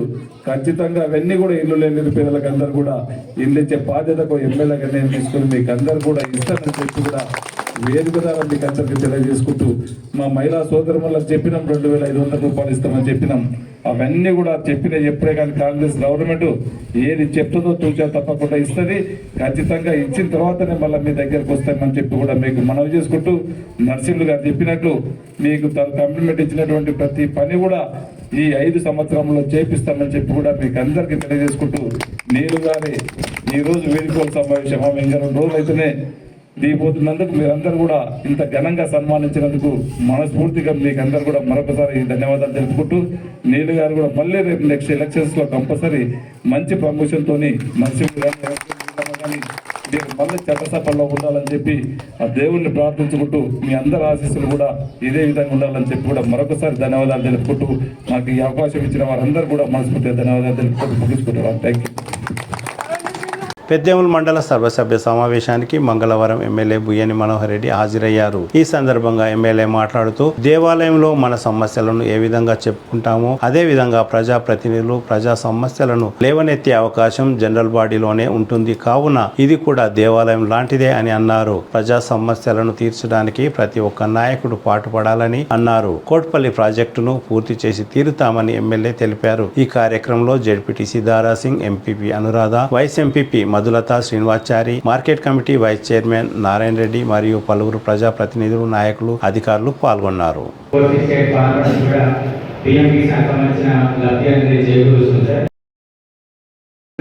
ఆ సమస్యలు పరిష్కరించుకోవడానికి మనం భగవంతుడి దగ్గరికి వెళ్ళి ఏ విధంగా అయితే దేవుడిని కొనుక్కొని మన ఆపదలో మనం పెట్టబడాలని చెప్పి ఏ విధంగా కోరుకుంటామో ప్రజల సమస్యలు కూడా దేవాలయానికి అధికారులు కూడా ఖచ్చితంగా, ఎందుకంటే ఎంపీడీసీలు కానివ్వండి, సర్పంచులు కానివ్వండి, గ్రామంలో ఉండి వారి సమస్యలు అన్నింటి కూడా డైరెక్ట్ పే చేసుకుంటారు. ఖచ్చితంగా వాళ్ళు ఏ సమస్యలు ఉంటారు వాళ్ళకి పాయింట్ అవుట్ చేసిన జవాబుదారితనంగా ఇప్పుడే మన అంబరమ్మ గారు అన్నట్టు ఖచ్చితంగా ఏదైతే డిస్కషన్ జరుగుతుందో ఎంపీ గారు కూడా సీనియర్లతో వాళ్ళకి తెలిసి ఉండాలి. ఖచ్చితంగా మీరు నోట్స్ మినిట్స్ అనేది ఖచ్చితంగా రాయాల్సిన అవసరం ఉంటుంది. ఎందుకంటే నెక్స్ట్ మినిట్స్ కూడా మీరు ఆ జవాబుదారితనంగా ఎంపీటీసీ ఏ క్వశ్చన్ చేసిండు, దానికి అధికారులు ఏ రిప్లై ఇచ్చిండు, తర్వాత ఏం చేస్తామనేది కూడా నెక్స్ట్ వచ్చే జనరల్ బాడీకి తప్పకుండా ఎజెండాలో కూడా ఖచ్చితంగా పాయింట్ అవుట్ చేసే విధంగా మీరు నెక్స్ట్ కూడా ఖచ్చితంగా ఎవరైనా పని చేయవలసినటువంటి బాధ్యత కూడా ఖచ్చితంగా ఉంటుంది. ఆ విధంగా పోతేనే మనము జనాలకు కానీ అధికారులకు కానీ జవాబుదారితనం మనం ఖచ్చితంగా అది ఖచ్చితంగా ఇంప్లిమెంట్ కూడా చేయాలా. నేను ప్రతి దగ్గర కూడా చెప్తా ఉన్నాను, ఫస్ట్ డే జనరల్ బాడీ కూడా ఆలోచన చెప్పిన ఆ విధంగా మనము ప్రజలకు మనకు ఒక వారధిగా ఉన్నట్టు పనిచేస్తారు. ఖచ్చితంగా ఇప్పుడు చెప్పినటువంటి శ్రీని కానివ్వండి, ధన్సింగ్ కానివ్వండి, శ్రీకర్ కానివ్వండి, వెంకటేష్ కానివ్వండి, అంబలపు కానివ్వండి, వాళ్ళు చెప్పినటువంటి సమస్యలు ఖచ్చితంగా వాళ్ళ సమస్యలు ఉన్నాయి. వాస్తవమే గతంలో కూడా ఫేస్ చేసినాం. లోకల్ బాడీ సమస్య నాకు ఇంకా కూడా తెలుసు. నేను ఎందుకంటే ఒక ఎమ్మెల్యే కాకుండా నేను జనరల్ డెప్యూటీసీ కూడా చేసినాను కనుక సమస్యలన్నింటినీ కూడా దగ్గర చూసిన వ్యక్తిగా ఖచ్చితంగా నేను గవర్నమెంట్ దృష్టికి తీసుకెళ్తాను. మీ సమస్యలన్నింటినీ కూడా విద్యార్థుల్లో ఉన్నటువంటి సమస్యలు కూడా ఖచ్చితంగా పరిష్కరించుకోవడానికి మేమంతా కూడా ఒక ప్రణాళిక కూడా ఖచ్చితంగా చేసుకున్నాం. ఇక్కడ ఉన్నటువంటి సమస్యనే మన దగ్గర ఎగ్జాంపుల్ ఒక కోట్పల్లి ప్రాజెక్టు ఉన్నది. గత 50 సంవత్సరాలు అవుతుంది ప్రాజెక్ట్ నుంచి. ఇంతవరకు ఉన్నటువంటి రాజకీయ నాయకులతో తగ్గ మంత్రి పోషణ పాత్ర లేదు. గతంలో నారాయణరావు గారు ఎమ్మెల్యే గారు ఉన్నప్పుడు ఒక 3 కోట్ల రూపాయలు ఇచ్చేది. కానీ మొన్ననే ఈఎన్సీ గారిని అందరినీ కూడా తీసుకొచ్చి కోట్పల్లి ప్రాజెక్టు సభ్యం చేయడం జరిగింది. అక్కడ ఉన్నటువంటి రైట్ కెనాల్ కానీ లిఫ్ట్ కెనాల్ కానీ కంప్లీట్ చేయాలనుకుంటే దాదాపు 110-120 కోట్లు అయితే ఉన్నది. ఎన్ని కోట్లు అయినా సరే, ఎందుకంటే ముఖ్యమంత్రి గారు మన పక్కనే ఉన్నాడు, మన పక్కన ఉన్నటువంటి నియోజకవర్గంలో ఉన్నాడు కనుక ఖచ్చితంగా గౌరవ ముఖ్యమంత్రి గారి సహకారంతో మనకు కోట్పల్లి ప్రాజెక్ట్ అంటే మనకు అనుసంధానం వికారాబాద్తో ఉంటుంది. వికారాబాద్ కూడా స్పీకర్ గారు ఉన్నారు. వారి సహకారంతో ఖచ్చితంగా కోట్పల్లి ప్రాజెక్టు నిర్మించుకొని దాదాపు 940 ఎకరాలు ఏదైతే పాల్గొనడంతో దాంట్లో మేజర్ మన మండలకే పాల్గొన నియోజకవర్గానికి ఉంది కనుక ఖచ్చితంగా మొత్తం పాల్గొన ప్రయత్నం ఖచ్చితంగా చేద్దాం. అదే సమస్య కాకుండా ఇప్పుడు మా సోదరి కన్నెల్లి తనలో ఒక రోడ్డు కావాలని చెప్పి మా వైసీపీ గారు చెప్పారు. ఖచ్చితంగా అది కూడా మన ఇప్పటికే ప్రభుత్వం పెడతాం, అది కూడా నిర్మాణ తయారు. అదే ఆ రోడే కాకుండా మండలంలో ఉన్నటువంటి అన్ని రోడ్లను కూడా ఖచ్చితంగా బాగా చేసుకొని రోడ్ల పరిస్థితి అధ్వానంగా ఉంది. అన్ని రోడ్లు కూడా రెన్యువల్ చేసుకొని ఖచ్చితంగా గౌరవ ముఖ్యమంత్రి గారి సహకారంతో ఆరోగ్య రోడ్స్ కానివ్వండి, బీఆర్ రోడ్స్ కానివ్వండి, అన్ని రోడ్స్ని చేసుకొని ముందుకు వెళ్ళిపోదాం. ఇప్పుడే ధన్సీ గారు కూడా వాళ్ళ అఫీసర్ నుంచి ఉదాహరణ అని చెప్పారు. అది కూడా వాళ్ళ కాంట్రాక్టర్ దాంట్లో కూడా మాట్లాడడం జరిగింది. ఖచ్చితంగా దాన్ని కూడా స్టార్ట్ చేపిస్తాం. ఇక్కడ ఉన్నటువంటి ఎలక్ట్రిక్ సమస్యలు ఉన్నాయి, కొన్ని గ్రామాల వాటర్ సమస్యలు ఉన్నాయి. అవన్నింటినీ కూడా దశల వారీగా తప్పకుండా అవన్నింటినీ కూడా పరిష్కరించుకొని ముందుకు వెళ్తామని చెప్పి కూడా మీకు అందరూ కూడా తెలియజేసుకుంటూ ఇప్పుడే ఎంపీ గారు అన్నట్టు వాళ్ళ సమస్య కూడా వాళ్ళ గ్రామంలో కూడా ఉన్నాయని చెప్పి అధికారులు కూడా ఆ ఏ సమస్య ఉన్నా కానీ తప్పకుండా అవన్నీ కూడా పరిష్కరించుకోవాల్సిన బాధ్యత మన పైన ఉంది. దానికి ఏదైనా ఖర్చు అవసరం ఉంటే ఖచ్చితంగా నేను పరిశీలిస్తాను, అవసరం ఉంటే కలెక్టర్ గారు పంపిస్తాను. మన గవర్నమెంట్ గౌరవ ముఖ్యమంత్రి గారిని వచ్చి కన్సల్ట్ మినిస్టర్ దగ్గరకు వచ్చిన ఫండ్స్ తీసుకుంటాం. ఎక్కడ కూడా ప్రజా సమస్యలను ఎందుకు పెట్టకండి, ఫండ్స్ ఏదో ఒకటి ఫండ్స్ తీసుకొస్తున్నాం. ప్రజా సమస్యలను వెంబడే పరిష్కరించే బాధ్యత ఖచ్చితంగా అధికారులకు ప్రజల జవాబుదారితనంగా ఉందని పనిచేయాలని చెప్పి కూడా నేను ముఖ్యంగా సెక్రటరీగా కానివ్వండి, అధికారులకు మండలాధికారులకు కోరుతాను. ఎంపీఓ గారికి దయచేసి సెక్రటరీస్కు అలర్ట్గా అని చెప్పండి. మేజర్ వాటర్ సమస్య కానీ ఎలక్ట్రికల్ సమస్యలు చాలా గ్రామాల్లో ఉన్నాయి. ఎలక్ట్రికల్ వాళ్ళ అధికారులకు కూడా నేను చెప్తాను. ఆ సమస్య కాకుండా మీరందరూ కూడా ఇచ్చేయవలసినటువంటి బాధ్యత మనందరిపైన ఉంది. ఖచ్చితంగా మా ఎంపీసీ మళ్ళా ఒకసారి రావద్దనుకుంటున్నాను. ఖచ్చితంగా ఈరోజు అట్లే అనిపిస్తుంది. గత నేను 30 సంవత్సరాల నుంచి కూడా చూస్తూ ఉన్నాను. ఎంపీసీ వద్దనుకుంటాం కానీ మళ్ళీ ఖచ్చితంగా ఎలక్షన్స్ వచ్చేసరికి చాలా మంది కాంపిటీషన్ ఉన్నారు. ఖచ్చితంగా మీరే అప్పుడు ఆ రిజర్వేషన్ బట్టి దాన్ని బట్టి ఖచ్చితంగా మీరందరూ కూడా ఇక్కడ ఉన్నటువంటి వాళ్ళు కూడా 5 సంవత్సరాల నుంచి మంచి ప్రజా సమస్యలను ఫైట్ చేసిండ్రు, మంచి చేసిండ్రు. ఎందుకంటే మేమందరం కూడా నేను గౌరవ ముఖ్యమంత్రి గారు కూడా ఒక జెడ్పీటీసీ స్థాయి నుంచి వచ్చి ఈరోజు ముఖ్యమంత్రి అయ్యింది. నేను ఒక జెడ్పీటీసీగా అయినాను, ఒక పిఎస్సీ చైర్మన్, ఒక బీసీ చైర్మన్గా ఈరోజు దాంట్లో ప్రజల ఆశీర్వాదంతో ఒక ఎమ్మెల్యే అయినాను. మీ అందరూ కూడా ఒక మంచి భవిష్యత్తు కూడా ఉండొచ్చు. ఏ పుట్టులో ఏ బాబు ఉన్నది అన్నట్టు ఇక్కడ ఉన్నటువంటి వాళ్ళు ఇంకా ఎంత అత్యున్నతమైనటువంటి స్థాయిలో పోయేదో మీకు దాన్ని నిర్ణయించేది భగవంతుడు నిర్ణయించాలి. మీరు చేసే పనిని బట్టి ఖచ్చితంగా ఉంటుంది. మీరు ఎప్పుడు కూడా నిరాశపడాల్సిన అవసరం లేదు. మనం రేపటి భవిష్యత్తు భగవంతుడు నిర్వహిస్తారు కనుక ఖచ్చితంగా మీరు ఎప్పుడు కూడా ప్రజాక్షేత్రంలో ఉన్నది. రేపు మీరు అన్న చెప్పినట్లు దానికి అందరం రేపు ఆగస్టు సెప్టెంబర్లో ఎలక్షన్స్ పెట్టబోతా ఉన్నాం. గౌరవ ముఖ్యమంత్రి గారు కూడా చెప్పారు. మీరు అందరూ కూడా సిద్ధం కావాలని చెప్పి కూడా మీకంతా మనస్ఫూర్తిగా కోరుకుంటూ దయచేసి ఏ సమస్యలు ఉన్నా అధికారులకు కూడా దయచేసి నా దృష్టికి తీసుకురండి. నిన్నటి వరకైతే వీళ్ళందరూ కూడా ఎంపీటీసీ ఉన్నారు, ఎంపీ గారు ఉన్నారు, వీళ్ళు ఉన్నారు, ఎప్పుడు ప్రధాన చేస్తూ ఉన్నారు. ఇప్పుడు జెడ్పీటీసీ గారు ఉన్నారు. మనకి ఇందుకు రేపు కూడా వాళ్ళందరూ కూడా ఉన్నారు, సీనియర్ నాయకులు వాళ్ళందరూ ఉంటారు. సమస్య వచ్చిన వారి దృష్టికి తీసుకురండి. వారితో రాకపోతే ఖచ్చితంగా మా దృష్టికి తీసుకురండి. సమస్యలు అన్నీ కూడా పరిష్కరించుకుంటామని చెప్పి కూడా తెలియజేసుకుంటూ నాకు అవకాశం ఇచ్చిన వారందరూ కూడా ధన్యవాదాలు తెలుపుకుంటూ, ముఖ్యంగా నాకు అవకాశం వచ్చినటువంటి 6 నెలల్లో మీకు ఈరోజు ఇంతకుముందు చెప్పిన స్కావెంజర్స్ కావాలని చెప్పి స్కావెంజర్స్ కాదు, ఈరోజు మీరందరూ కూడా ఒకటి గమనించుకోవాలి. గతంలో మనము బెనిఫిట్స్ అన్నం తిన్న తర్వాత ప్లేట్ పట్టుకొని పోయి ఏది కాదు నీళ్ళు చేతి కాడుకునే పరిస్థితి. ప్లేట్ పట్టుకొని చాలా గ్రామాల్లో పోయినాం. ఏ స్కూల్ పోతే ఫస్ట్ సమస్య నా స్కూల్లో ఇక్కడ ఉన్నటువంటి ఆడపిల్లలు ఉన్నారు, మా దగ్గర టైలర్స్ లేవు, మాకు ఇబ్బంది ఉందని చెప్పి ఇవే సమస్యలు ఎక్కువ ఉంటే మన గౌరవ ముఖ్యమంత్రి గారు ఆలోచన చేసి ఇప్పుడున్నటువంటి ఎంత ఇబ్బంది ఆర్థికంగా ఇబ్బంది ఉన్నా కానీ పాఠశాలను ఆదర్శంగా మార్చాలా, మంచి పాఠశాలకు రోడ్ మోడల్గా తీసుకుపోవాలని చెప్పి అమ్మ ఆదర్శ పాఠశాలలు అని చెప్పేసి ఇప్పటికే మనకి 2 కోట్ల రూపాయలు విద్యార్థి మండలకు ఇచ్చి మన మహిళా సంఘాల ద్వారా మనం పనిచేసుకోబోతున్నాం. అవన్నీ కూడా ఫస్ట్ ప్రయారిటీగా ఖచ్చితంగా స్కూల్లో వాటర్ ఉండే విధంగా వాటర్తో పాటు ఖచ్చితంగా టైలర్స్ ఖచ్చితంగా ఉండాలని తీసుకొని ఈ 2కి ఫస్ట్ ప్రయారిటీ ఇచ్చి ఈ 2 తర్వాత కంపౌండ్ వాటర్ కానివ్వండి, లేక కలరింగ్ కానివ్వండి, ఫర్నిచర్ కానివ్వండి, ఇవన్నీ ఉండే విధంగా ఒక చక్కటి ఆలోచనతో మన గౌరవ ముఖ్యమంత్రి గారు తీసుకెళ్తాము. తప్పకుండా స్కూల్స్ను గతంలో ఇప్పటికీ సాధ్యం చేసుకోండి. ఇంతకుముందు గతంలో ప్రభుత్వం ఉన్నప్పుడు మన స్కూల్ టెక్స్ట్ బుక్స్ ఇవ్వాలన్నా ఎప్పుడో సగం పోషన్ అయిపోయింది. గతంలో మనకి ఇక్కడ యూనిఫామ్స్ ఇవ్వాలన్నా కానీ ఎప్పుడో దసరా పండుగకో సంక్రాంతి పండుగకో పిల్లలకు వచ్చేది. ఆ విధంగా కాకుండా ఖచ్చితంగా స్కూల్స్ ఇవ్వకపోతే ఖచ్చితంగా ఇవ్వాలని చెప్పి మన గౌరవ ముఖ్యమంత్రి గారిని చేసి అన్ని స్కూల్స్ కూడా స్కూల్స్ రిమూవల్ మనందరూ కూడా ఇవ్వడం జరిగింది. ఇదే విధంగా మీ అందరి సహకారంతో ఒక గౌరవ ముఖ్యమంత్రి గారు మనమందరం కూడా మనం కానీ ఇక్కడ ఉన్నటువంటి ఎంపీటీసీలు కానీ సర్పంచ్ కానీ అధికారులు కానీ అందరూ సహకరించినప్పుడే మనం ఆ మంచి స్కూల్ కానీ నాణ్యమైనటువంటి విద్యను అందిస్తాం. ఇప్పుడే ఇంతకుముందు మన ఎంపీపీ గారు కానీ మన జడ్పీసీ గారు కూడా ఇవ్వడం జరిగింది. ఇక్కడ వచ్చి ట్రాన్స్పోర్ట్స్ చాలా మంది ట్రాన్స్పోర్ట్స్ మళ్ళీ ఉత్తరాలు లేదని చెప్పి ఖచ్చితంగా ఎంతమంది అయితే ట్రాన్స్ఫర్ అయ్యారో అంతమందికి తప్పకుండా అన్ని స్కూల్స్లలో వాళ్ళకు ఒక పారామీటర్ పెట్టుకున్నారు. ఇంత స్ట్రెంత్ ఉంటే ఇంతమంది టీచర్స్ ఉండాలని దాని ప్రకారం అన్ని స్కూళ్ళకు ఖచ్చితంగా పిల్లలు చేయించి ఆ టీచర్స్ పిల్లలు చేయించే బాధ్యత ఖచ్చితంగా ఎమ్మెల్యే గారు నేను తీసుకుంటాను. ఖచ్చితంగా నేను తెచ్చిన తర్వాత కూడా దాదాపు ఇప్పటికీ స్కూల్స్ అన్ని స్కూల్స్ 2 నుంచి 3 కోట్ల స్కూల్స్కి ఇవ్వడం జరిగింది. ఎన్ఆర్ఎస్ నుంచి ఉన్న సీసీలలో కూడా ఒక 3-4 కోట్ల వరకు ఇవ్వడం జరిగింది. కొత్త 2 స్కూల్ బిల్డింగ్స్ కూడా ఇప్పుడే మన పెద్దలు కానీ గ్రామంలో కానివ్వండి ఇంకా చుట్టూ పరిసర గ్రామాల్లో దాదాపు 40 లక్షల వరకు కూడా 4-5 స్కూల్ రూమ్స్ కూడా ఇవ్వడం జరిగింది. ఇంకా ఎక్కడైనా అవసరం ఉన్నా కానీ ఖచ్చితంగా ఇవ్వడానికి నేను సిద్ధంగా ఉన్నాను. ఏ ఒక్క బీద పడుగు బలైన వర్గాల విద్యార్థులు కూడా చదువుకోకుండా ఉండొద్దు. అందరినీ చేయించే బాధ్యత, అందరినీ చదువుకునే బాధ్యత.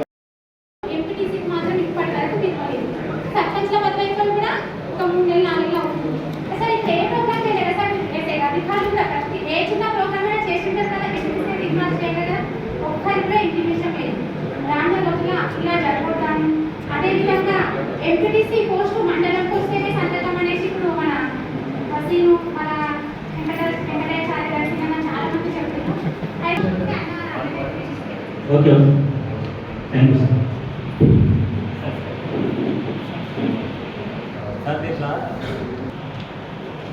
అధ్యక్షుల వారి అనుమతితో వేరే విషయాలు మాట్లాడమని కాలమే తీసేసేస్తారు. అందుకే ఇంటరాప్ట్ చేస్తున్నా. ఇది మేము చాలా బాధపడుతున్నాం. ఇంతవరకు ఒక గవర్నమెంట్ ఆఫీసర్గా మేము ఒక ప్రజాప్రతినిధిగా మాకు సత్సంబంధాలు నింపేసింది మండల ఆఫీస్. దాని గురించి బాధతో ఇది ఇంటరాప్ట్ చేయాల్సి వస్తుంది. దయచేసి ఇక్కడ ఉన్న ఎవరు కూడా తప్పుగా అనుకోవద్దు. ఎందుకంటే మేము లాస్ట్ మా బాధలు ఏమైనా ఉంటే గౌరవ జెడ్పీటీసీలకు కానీ ఎంపీపీలకు కానీ చెప్పుకుంటాం. ఆ కాలమే లేదు ఇక్కడ. ఎట్లా చెప్పుకుంటాం? కాలం లేదు. ఇప్పుడు నా దగ్గర ఇంటరాప్ట్ చేసి చెప్పాల్సి వస్తుంది. దానికి అందరు కూడా క్షమించాలి. సార్ నేను నా బాధ చెప్తాను సార్. గౌరవ అధ్యక్షులు గారు నాకు పర్మిషన్ ఇవ్వాలి ఒక 5 నిమిషాలు. సార్, మొట్టమొదటిసారిగా ఇది రెండోసారిగా మా సభకు వచ్చినందుకు మీకు ప్రత్యేకమైన ధన్యవాదాలు తెలుపుకుంటున్నాను సార్ ఎంపీటీసీల తరఫున.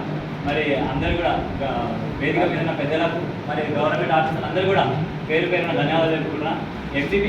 ఎంపీఓ గారు లోపల ఏ విషయంలో ఇన్వాల్వ్ చేయలేదు సార్. మీ మాటలు అసెంబ్లీలో విన్నాం సార్. మేము అందరం చాలా సంతోషించినాం సార్. మీ మాటలు చూసి ప్రతి ఒక్కరికి కూడా అంటే అప్ టు డౌన్ అంటే కింది స్థాయి నుంచి కూడా అన్ని సమస్యలు పరిష్కరించేటట్టు మీరు మాట్లాడతారా చాలా సంతోషకరంగా మేము భావిస్తున్నాం. మీరు మాట్లాడినందుకు మేము ప్రత్యేకమైన ధన్యవాదాలు కృతజ్ఞతలు తెలుపుకుంటున్నాం సార్. ఇప్పుడు సార్ని నిలబెట్టి మాట్లాడడం ఎందుకు సార్ అంటే ఇంతకుముందు సార్ చెప్పింది సార్ ప్రతి విషయం లోపల ఎంపీటీసీలను ఇన్వాల్వ్ చేస్తామని. మీరు కూడా ఇంతకుముందు బాగా సార్ ఎంపీటీసీలను ఇన్వాల్వ్ చేయమని. ట్రాక్టర్ కొనేటప్పుడు ఎంపీటీసీ ఇన్వాల్వ్మెంట్ లేదే సార్. ట్రాక్టర్ కొన్న విషయం కూడా ఎంపీటీసీలో కొంతమంది ఎంపీటీసీలకు తెలియదు సార్. ఎంపీఓ గారికి 13 మంది ఎంపీటీసీల పేర్లు కూడా తెలియదు సార్. ఇప్పటి వరకు మాకు గుర్తించినట్లనే కానీ దౌర్భాగ్యమైన పరిస్థితి అనుభవించినాం సార్. మేము ఇంతకుముందు జాతీయ ఉపాధి హామీ పథకం సార్ చెప్పిండు. అసలు తోటలు ఏది పెడుతున్నారో తెలియదు, ఎన్ని చెట్లు పెడుతున్నారో తెలియదు, నర్సలు ఏడనో తెలియదు. ఒక్కసారి కూడా ఎంపీటీసీలో ఇన్వాల్వ్ చేసిన దాఖలాలు లేదు. అసలు పిల్లర్ షెడ్లకి విలేలో ఉన్న పిల్లర్ ఎఫ్ఏలకి ఎంపీటీసీ పేరు తెలియదు సార్. ఏమనంటే సర్పంచ్ చూసుకుంటామండి. గౌరవ సర్పంచ్ గారు ఉన్నన్ని రోజులు గౌరవ సర్పంచ్ గారు మాట్లాడితే దానికి ఎలాంటి అభ్యంతరం లేదు సార్. మా బాధ ఏంటంటే మేము కూడా ప్రజల చేత ఎన్నుకోబడి ఉన్నాం సార్. ప్రజల సమస్యలు గల్లీ తిరిగి ఎన్నుకున్నాము. మేము పోయి సమస్య చేస్తే మా చేతిలో ఏం అధికారం లేకుండా అయిపోయింది సార్ గత ప్రభుత్వం వల్ల. దయచేసి మీరు చొరవ తీసుకొని మన ప్రభుత్వం లోపల ఎంపీటీసీలకు సరైన సముచిత న్యాయం కలిగిస్తారని నేను సభా వేదిక ద్వారా రిక్వెస్ట్ చేస్తున్నాను సార్. ఒకటి, ఏ ఆఫీసర్ కూడా పేరు చెప్పమంటేనే తెలియని పరిస్థితిలో మా పరిస్థితులు దీనంగా అయిపోయినాయి సార్ జనాల దగ్గర. రెండోది ఏంటంటే ఎంపీఓ వాళ్ళ నిర్లక్ష్యం ఏంటంటే విలేజ్కి వచ్చిన ప్రతిసారి ఎంపీటీసీలకు ఇన్వాల్వ్ చేయాలంటే మీకు ఇన్వాల్వ్ చేసిన అవసరమే లేదంటే చెప్పారు సార్. నేను 100 సార్లు అడిగిన ఏ ఒక్క ఎంపీటీసీకి ఇలా గుండెల మీద చేసుకొని చెప్పండి సార్. ఒక్క ఎంపీడీఓ గారు వస్తే తెలియదు సార్, ఎంపీపీ గారు వస్తే తెలియదు సార్. మేము అక్కడ ఎంపీడీఓ కార్యాలయంలో ఒక సీట్ ఉంటుంది సార్. ఎంపీడీఓ అక్కడ ఎంఆర్ఓ గారి దగ్గరికి వెళ్తే ఇక్కడ ఎంపీడీఓ గారి దగ్గరికి వెళ్తే సీట్ కూడా ఉండదు. అట్లీస్ట్ మేము అడగాలి నీళ్ళు ఇవ్వండి అది ఏంటి అంటే అని చెప్పేసి ఎంపీపీ ఏమని ఎంపీపీ గారు చూసుకుంటారు అని అన్నారు సార్. మేము కూడా ప్రజల చేత ఎన్నుకోకబడి మరి ఇక్కడ వచ్చినాక ఎంపీపీని ఎన్నుకుంటే మా సమస్యలు వినాలా సార్? 24 గంటలు సర్పంచులు చెప్తుంటారు సార్, మా బాధ అనిపిస్తుంటారు. సర్పంచులకి ఎంపీటీసీలకు సమన్వయమే కోల్పోయినాం ఫస్ట్. మేము అన్యాయం అయిపోయినాము. వాళ్ళకన్నా మీరు ప్రభుత్వం ద్వారా ప్రభుత్వం ద్వారా మీరు సమకూరుస్తారని మేము రిక్వెస్ట్ చేస్తున్నాం సార్. ఇప్పుడు పాఠశాల గురించి సార్ రాలేదు సార్, ఎంఈఓ గారు రాలేదు సార్. ఏ మధ్యాహ్న భోజన పథకం అనేది నిరుపేద కుటుంబంలో ఒక వరం సార్. తల్లిదండ్రులు పొద్దున పోతే సాయంత్రం వరకు వస్తారు సార్. స్కావెంజర్స్ లేదు, స్కావెంజర్స్ గురించి మాట్లాడుతున్న పరిధి కాదు అంటారు. వీడనేమో ఇవి ఒక ఎజెండా తయారు చేసుకోకుండా వస్తారు సార్. మీరు అన్నట్టు ఇదే చదివి మాకు వినిపిస్తారు. ఏమవసరం సార్ మేము చదవానా? మాకు చదువులాంటి ఇక్కడ వరకు వచ్చినామా? నేను కూడా ఒక నిరుపేద కుటుంబంకి వెళ్ళి పాఠశాలకు పోతే అన్నం మేము చదివినప్పుడు అన్నం లేకుండా సార్. ఇప్పుడు గౌరవంగా ప్రభుత్వాలు అదొక ప్రతిష్టాత్మక నిర్ణయం సార్. దాన్ని పేదలకు అందియండి సార్ అంటే అది మా పరిధి కాదు, మేము చెక్ చేస్తున్నాం అట్లా చేస్తున్నాం అని చెప్పడం చాలా బాధ అనిపించింది సార్. ఇంకొకటి స్కావెంజర్ సార్, అది చాలా దౌర్భాగ్యమైన పరిస్థితి. ఇంకొకటి సార్ పాఠశాల కమిటీలు సార్. పాఠశాల కమిటీలలో సార్ గౌరవ సర్పంచ్ గారులకు ఇన్వాల్వ్మెంట్ ఉంది సార్, ఎంపీటీసీలకు ఇన్వాల్వ్మెంట్ లేనే సార్. ఎస్ఎంసీ చైర్మన్ ఎన్నుక కూడా ఎంపీటీసీలు లేదు సార్. ఎంపీటీసీ ఏదో నామమాత్రం షో సార్, చివరసల పైన మీలాంటి బొమ్మ అయిపోయింది సార్ ఎంపీటీసీ గత ప్రభుత్వం లోపల. ఈసారి సార్ 3 సిగ్నేచర్లు ఉంటాయి సార్. ఒకటి సెక్రటరీ, ఒకటి సర్పంచ్, ఒకటి వివో సార్. మేము అక్కడ కూడా అధ్వానం అయిపోయినాం సార్. మాకు చెప్పుకోవాలి అక్కడ కూడా లేదు. అట్లీస్ట్ మేము అక్కడ కూడా చాలా దౌర్భాగ్యమైన పరిస్థితి అనుకున్నాం సార్. అట్లీస్ట్ ఆ చెక్కుల మీద పెడితే ఒక బాత్రూమ్ 12,000 బాత్రూమ్ కట్టినప్పుడు ఏమి పిలుస్తామా అని అంటుండే. ఆయన మీదేంది అనే పరిస్థితులు ఉన్నాం సార్ ఈరోజు. దాని మీద కూడా మీరు చొరవ తీసుకోవాలి. ఇంకొకటి ఎంపీపీ గారు సార్, ఎంపీఓ గారు మమ్మపూర్కి ఏదన్నా ఇప్పుడు పొలాలకు అవి శాంక్షన్ చేసామన్నారు సార్. గొర్రెల పంపిణీ ఉన్నా ఏం పంపిణీ ఉన్నా అసలు ఎంపీటీసీ గారు సిగ్నేచరే లేదు సార్. ఇప్పుడు ఒక తోట పెట్టుకుంటాను సార్ నేను రైతుగా, ఎంపీటీసీని కూడా అడిగి ఎంపీటీసీతో సమన్వయం పరచుకొని రండి సార్ అంటే చెప్తే అయిపోతాయి కదా సార్. సిగ్నేచర్ లేకపోయి ఓన్లీ సర్పంచ్ తీర్మానం అయితే అయిపోతుంది. ఇక మళ్ళీ మీరు ఫోన్ చేసి అడగాలి, అరే మా ఊళ్ళో తోట పెట్టి సార్, కోళ్ళ పాము పెట్టిరు, ఎప్పుడు అయిపోయింది సార్ అంటే అయిపోయింది, బిల్లు కూడా పడ్డారు సార్ అని చెప్తారు సార్ వీళ్ళు. అది పూర దౌర్భాగ్యమైన పరిస్థితి. ఇంకోటి మా పోసి చేస్తే పూర మా బాధగా అన్న, ఎందుకంటే నెక్స్ట్ వాళ్ళకి కావద్దని. ఇంకొకటి mission Bhagiratha sir. Mission Bhagiratha అత్యంత అద్భుతమైన ప్రోగ్రామ్ సార్. ఇది మనం ఒప్పుకోవాలి. దీంట్లో కూడా సార్ వాళ్ళు ఇంటికి నల్ల చేస్తారు సార్. ఇంటి ఒక 2 రోజులు నల్ల బంద్ అయితే గ్రామ పంచాయతీలో పనిచేసి కారోబార్ ఒక స్టేటస్ పెడతారు సార్. 2 రోజులు గ్రామం లోపల నీళ్లు రావు అంటే చెప్పి సర్పంచ్ గారి పేరు అసలు కింద. మాకు జనాలు తెలిసి కూడా అడుగుతారు సార్, నీళ్లు రాపించినట్టు నీకు తెలుసా అని వాళ్ళే అడిగితే మేము ఏం చెప్పాలి సార్? అప్పుడు మేము మళ్ళీ సర్పంచ్కు ఫోన్ చేయకపోతే మళ్ళీ వీళ్ళకి ఫోన్ చేయాలి సార్, సార్ నీళ్ళు వస్తలేవా అంటే అవునవును అని చెప్పే పరిస్థితి సార్. సిగ్నేచర్ కూడా పెట్టుకోవడం లేదు దౌర్భాగ్యం. మా సిగ్నేచర్ ఏడం లేదు సార్. ఒక సిగ్నేచర్ వచ్చినప్పుడు ఎప్పుడే ఆఫీస్లో సిగ్నేచర్ పెట్టుకుంటే ఇప్పుడు ఇక్కడ వచ్చినప్పుడు సిగ్నేచర్ సార్. ఇక అంటే మా సిగ్నేచర్ ఏడ విలువలేదు సార్. ఇదైతే పూర అత్యంత దారుణం. అంతే ఇంకోటి సార్, సర్పంచులు 24 గంటలు సర్పంచుల బాధ చెప్పుకోలేదు. ఖచ్చితంగా సర్పంచుల బాధ చెప్పుకోవాలి సార్. మేము సర్పంచుల మీద ఏమైనా చెప్తారంటే సర్పంచులు ఈయనే ఉంటారు, వాళ్ళు ఉప సర్పంచుల మీద చెప్తారు, అందరి మీద చెప్తారు, వాళ్ళు ఈయనే ఉంటారు. మేము వాళ్ళ మీద ఏం చెప్పలేకపోతున్నాం. ఏమని చెప్పాలంటే ఈయనే ఉంటారు సార్. గొడవ అవుతుంది మళ్ళా. అదే ఇంకోటి నా ఒక్క ముఖ్యమైన విషయం ఏంటి సార్ అంటే, వీడికి వచ్చిన తర్వాత ఎంపీటీసీ ప్రమేయం ఉంటేనే సర్పంచ్ మాట్లాడారు సార్. ఎందుకంటే సార్ నా సిగ్నేచర్ లేకపోతే, ఒక ఎంపీటీసీగా మా సిగ్నేచర్ లేకపోతే సభ వాయిదా పడతా సార్. సభ వాయిదా పడ్డ మా సిగ్నేచర్ అంత విలువ ఉన్నప్పుడు మేము మాట్లాడకుండా సర్పంచులు కానీ ఇంకోళ్ళు మాట్లాడితే మా గౌరవం ఎక్కడ పోతుంది సార్? తప్పకుండా మీరు దీన్ని కూడా మీరు గ్రహించాలి సార్.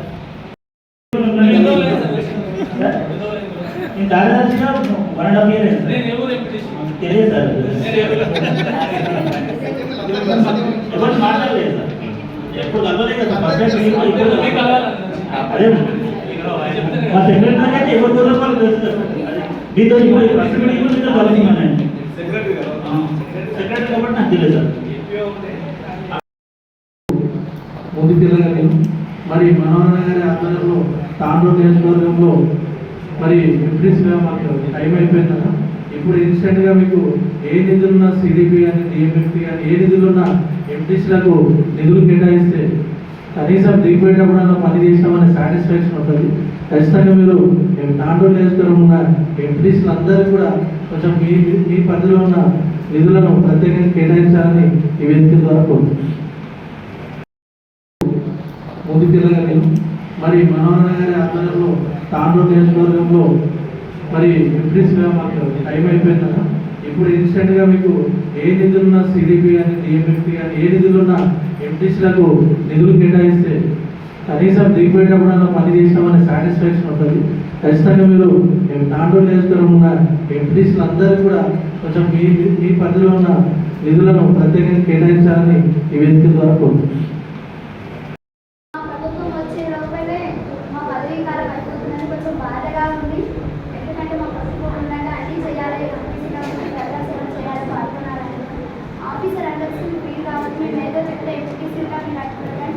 మేము ప్రజాసేవ కోసం చేయాలని మీరు చెప్తే మేము వాళ్ళకి చేస్తామని కొన్ని చెప్పామని మీ పైన ఏదో ఒకటి మీరు అందరూ మాకు సహకారం ఇచ్చి మమ్మల్ని 5 సంవత్సరాలు మమ్మల్ని అందరూ మంచి ధన్యవాదాలు.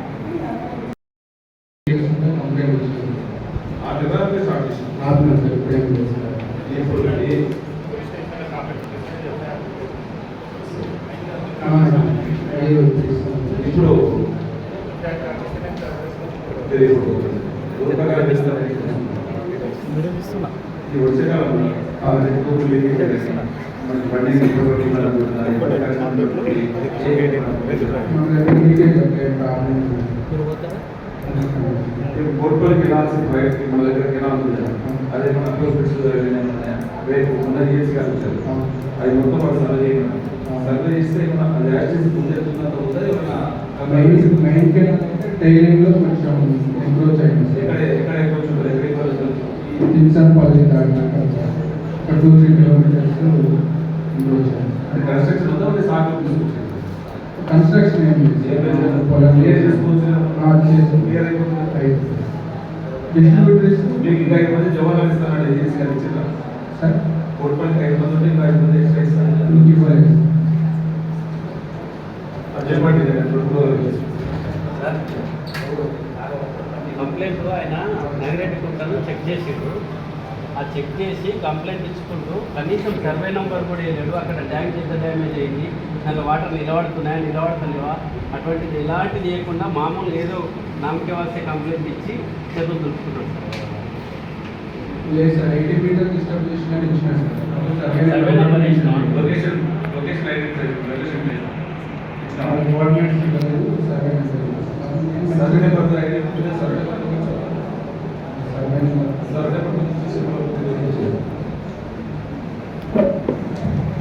తిరిగి వచ్చే బులెటిన్లో తాజా వార్తలతో మళ్ళీ కలుద్దాం. అంతవరకు సెలవు, నమస్కారం. మరిన్ని వార్తల కోసం ఛానల్ను సబ్స్క్రైబ్ చేయండి, షేర్ చేయండి, లైక్ చేయండి, కామెంట్ చేయండి. CT Cable.